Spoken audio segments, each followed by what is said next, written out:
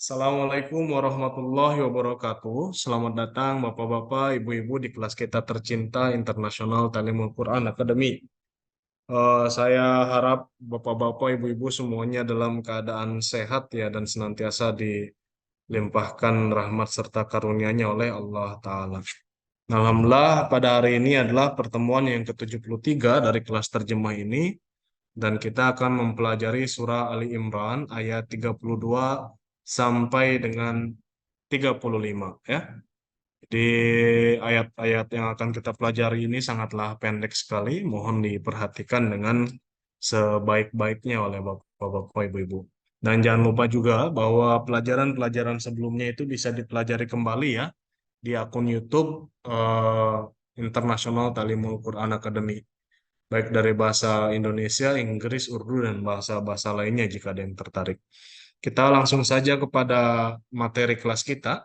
Nanti saya akan tilawatkan terlebih dahulu, baru kita akan bahas terjemahnya.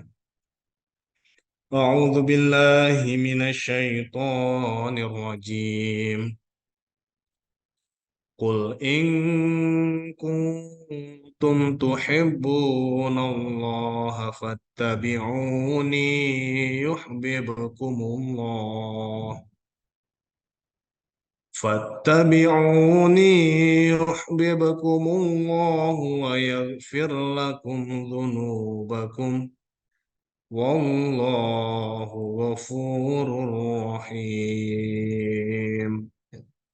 Artinya, katakanlah, jika kamu mencintai Allah, maka ikutilah aku. Allah pun akan mencintaimu dan akan mengampuni dosa-dosamu, dan Allah Maha Pengampun, Maha Penyayang. Sekarang kita lihat terjemahnya. Kul, katakanlah, in kuntum tuhibbunallah, jika kalian mencintai Allah, fattabi'uni yuhibbukumullah, maka ikutilah aku, Allah Ta'ala akan mencintai kalian. Wa yaghfir lakum dzunubakum, dan Dia akan mengampuni dosa-dosa kalian. Wallahu ghafurun rahim. Wallahu ghafurur rahim. Dan Allah Maha Pengampun, Maha Penyayang. Jadi ini adalah ayat yang pertama ya. Kita lihat terjemah perkatanya agar lebih jelas lagi. Kul, katakanlah ya, dari kola ya kulu kul. Ini kalimat perintah. Kul, katakanlah. In kuntum, ini dari tiga kata sebenarnya ya. In, kana, sama tum. Karena kananya ini dalam bentuk fi'il madhi ya, dan ini ada domirnya, maka disambungkan. In kuntum ya. In jika, kana atau kun kamu, menjadi tum kamu. In kuntum jika kamu ya. Tuhibbunallaha, tuhibbuna kamu mencintai. Allah, Allah ya. Tuhibbunallaha, kamu mencintai Allah. Fattabi'uni. Fattabi'uni. Fa maka ittabi'uni. Ini juga adalah kalimat perintah. Maka ikutilah aku. Yuhibbukumullah. Jadi kalau misalkan kita mencintai Allah Ta'ala, lalu kita mengikuti sunnah atau teladan Rasulullah SAW, maka hasilnya adalah yuhibbukumullah. Yuhbib, dia akan mencintai kum kalian. Siapa yang mencintai? Allahu ya. Allahu. Subjeknya di situ Allah. Yuhibbukumullahu, maka Allah Ta'ala pun akan mencintai kalian. Wa yaghfir, wa dan yaghfir, dia akan mengampuni lakum bagi kalian. Wa yaghfir lakum, dan dia akan mengampuni bagi kalian dzunubakum. Dzunub jamak ya dari kata dzambun. Ini sudah pernah dibahas. Dzambun dosa, dzunub dosa-dosa. Jadi dzunubakum, dosa-dosa kalian. Wallahu, dan Allah ghafurun. Ghafur Maha Pengampun ya. Jadi yaghfir sama ghafur itu akar katanya sama, ghafaro ya. Oro. Nah, ini juga sama. Rohimun, maha penyayang. Jadi ini adalah salah satu ayat yang sangat penting sekali. Kita ketahui bahwa di dalam agama Islam itu menyatakan bahwa tujuan tertinggi dari kehidupan manusia adalah untuk mencapai kecintaan ilahi, untuk mencapai keridhaan ilahi. Nah, dari seluruh sejarah agama, ya, pada masa kini satu-satunya cara untuk mencapai kecintaan ilahi itu adalah ini di situ. Di situ dikatakan kul in kuntum tuhibbunallah. Kalau kalian mencintai Allah, ya, maka satu-satunya cara pada masa ini adalah fattabi'uni, dengan mengikutiku, kata Rasulullah SAW, yaitu dengan cara mengikuti dan taat serta mengamalkan sunnah-sunnah Rasulullah SAW, maka seseorang akan bisa mendapatkan kecintaan Allah Ta'ala. Dan karena Allah Ta'ala hanya mencintai jiwa-jiwa yang suci, ya, maka orang-orang yang dengan tulus mengikuti agama Islam dan mengamalkan sunnah Rasulullah SAW, mereka sendiri akan disucikan dan diampuni kesalahan-kesalahannya, ya. Sebagai hasilnya di sini dikatakan Allah Ta'ala pun akan cinta kepada kita dan dosa-dosa kita pun akan diampuni. Jadi itu adalah hal yang sangat penting bagi kita dalam mengarungi hidup ini, ya, bahwa kalau kita ingin meraih kecintaan Allah Ta'ala, maka kita harus pelajari teladan Rasulullah SAW dan amalkan apapun sunnah Rasulullah. Jadi hanya membaca Al-Quran saja tidak cukup, melainkan kita perlu untuk membaca riwayat hidup Rasulullah dan beramal sesuai dengan sunnah-sunnah beliau. Tentu juga untuk mengikuti, ya, Imam Mahdi, ya, Hadrat Masih Maud alaihissalatu wassalam, yang mana kedatangan beliau itu telah dinubuatkan oleh Rasulullah SAW. Beriman kepada Imam Mahdi artinya kita mengikuti sunnah, perintah, nasihat dari Rasulullah Sallallahu Alaihi Wasallam. Nah, selanjutnya ayat yang kedua, ya, Allah Ta'ala berfirman, Qul ati'ullah wa rasul فإن تولوا فإن الله لا يحب الكافرين. Katakanlah, taatilah Allah dan Rasul-Nya. Kemudian jika mereka berpaling, maka ketahuilah sesungguhnya Allah tidak mencintai orang-orang kafir atau orang-orang yang ingkar. Kul atiullaha war rasul. Katakanlah, taatlah kepada Allah atau taatilah Allah dan Rasul-Nya. Fa'in tawallau. Kemudian jika mereka berpaling, fa'innallaha la yuhibbul kafirin. Maka sesungguhnya Allah Ta'ala tidak mencintai orang-orang kafir. Kul, katakanlah, atiullaha, dari atau a, ya, taatlah. Nah, taat muncul dari kata ini. Patuhlah. Patuhlah atau taatlah kepada Allah Ta'ala war Rasul dan Rasulnya.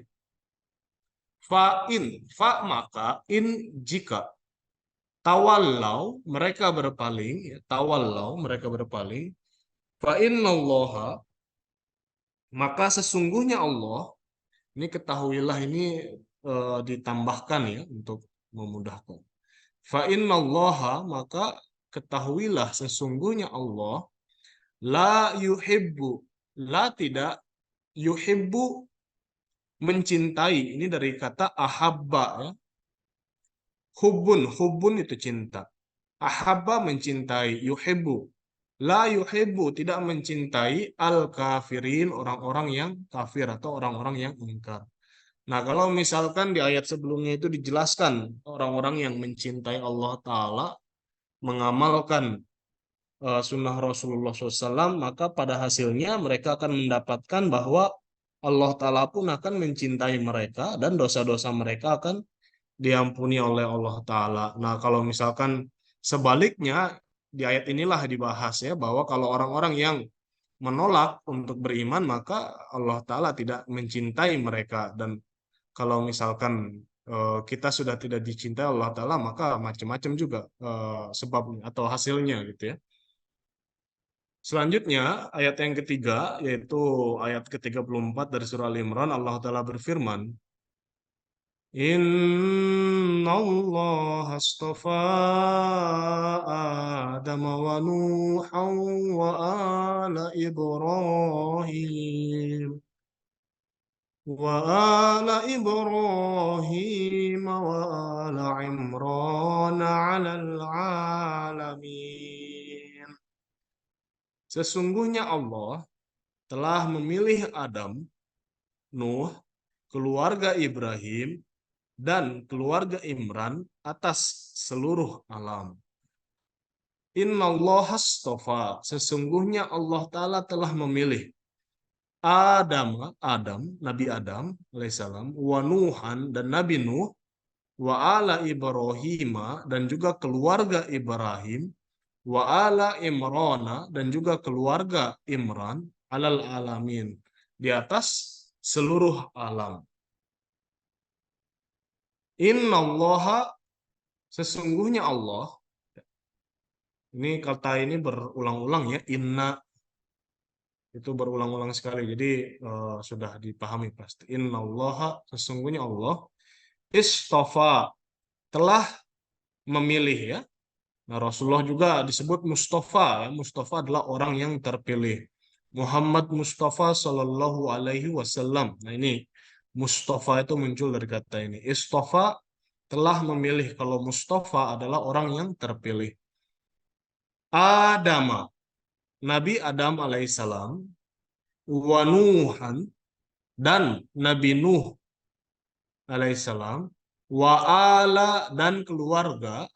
Dan di dalam beberapa penulisan dibuat simpel ya, tidak ada hamzah melainkan alifnya ini dikasih harokat berdiri ya.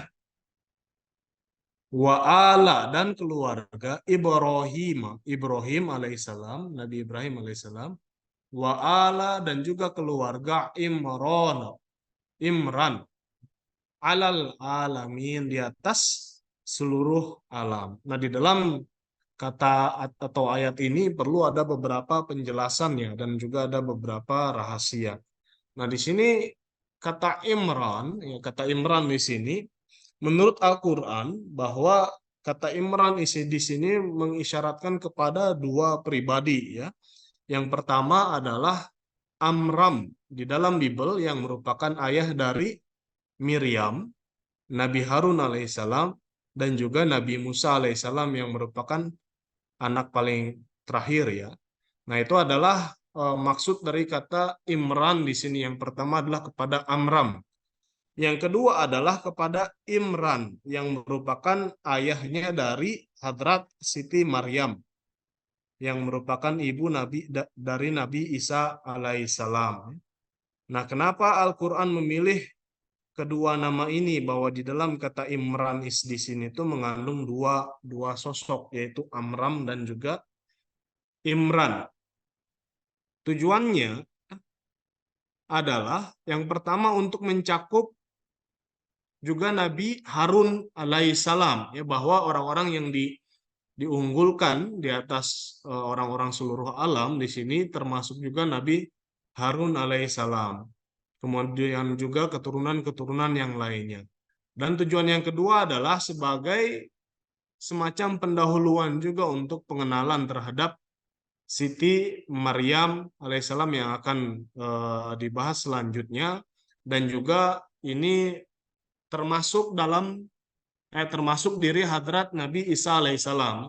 Jadi keluarga Imran di sini dan juga keluarga Ibrahim di sini dimasukkan karena adalah menunjukkan kepada keunggulan orang-orang yang datang setelah mereka, dan maksudnya keunggulannya itu tidak hanya untuk Nabi Ibrahim alaihissalam saja atau kepada Imran dan Amram yang memiliki keunggulan-keunggulan, melainkan keturunan-keturunan mereka pun Allah Ta'ala telah berikan keunggulan sedemikian rupa ya, seperti dari Nabi Ibrahim alaihissalam lahir para nabi ya, Nabi Ismail, Ishak, Yakub, Yusuf, bahkan sampai kepada Rasulullah SAW sendiri.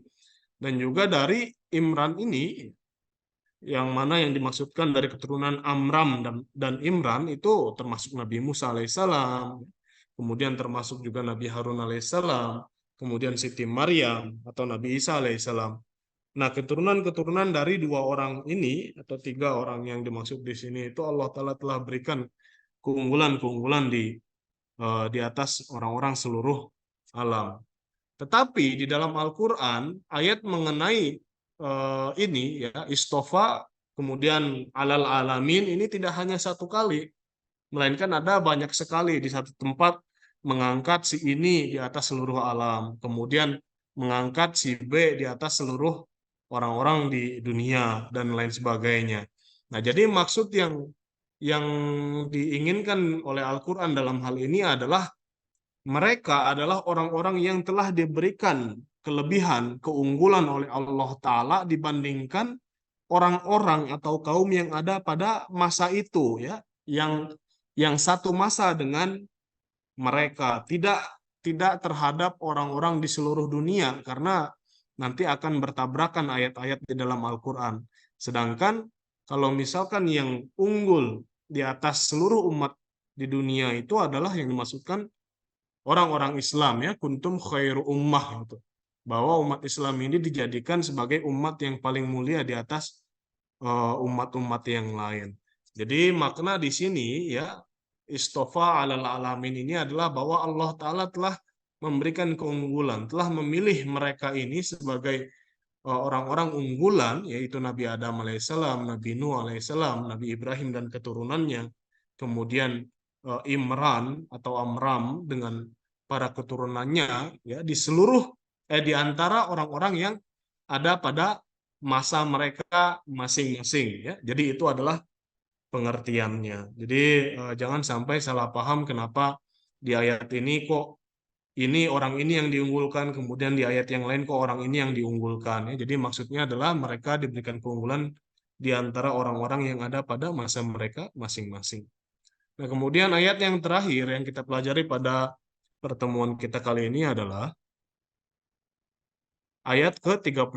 Allah Ta'ala berfirman, "Dzurriyyatan ba'duha min ba' wallahu sami'un alim." Sebagian mereka adalah keturunan dari sebagian yang lain, dan Allah Maha mendengar, Maha mengetahui. Dzurriyyatan ba'duha min ba'. Sebagian mereka adalah keturunan dari sebagian yang lain, dan Allah Maha mendengar, Maha mengetahui. Dzurriyyah artinya keturunan, ya, ini sudah berkali-kali juga muncul dalam Al-Quran.